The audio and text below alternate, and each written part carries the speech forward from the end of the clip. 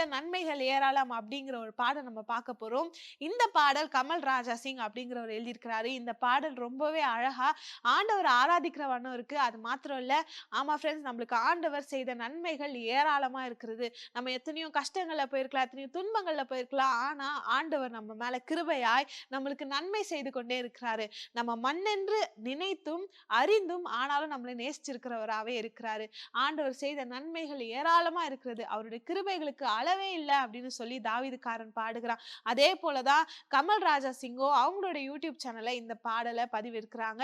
இந்த பாடலை கேட்டு நம்ம ஆண்டவரை ஆராதிக்க போறோம். அவருடைய செய்த நன்மைகளை நம்ம சொல்லி பாட போறோம். ஆனா அதுக்கு முன்னாடி இந்த பாடல் உங்களுக்கு ரொம்ப பிடிச்சி உங்க ஃப்ரெண்ட்ஸ் அண்ட் ஃபேமிலி இதை கேட்கணும்னு நீங்க நினைச்சீங்கன்னா கமல் ராஜா சிங் அபிஷியல் அப்படின்ட்டு யூடியூப் சேனல் இருக்கு.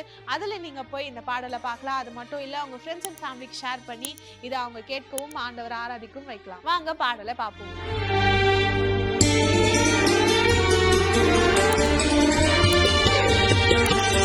நீங்க செஞ்ச நன்மைகள் ஏராளோ, அதை நான் பாடுவேன் என்னாலும். நீங்க செஞ்ச நன்மைகள் ஏராளோ, அதை நான் பாடுவேன் என்னாலும். வாழ்வு தந்தவரை வாழ வச்சவரை கண்மணி போல காட்பவர் என்னை கைவிடாத என் இயேசுவே.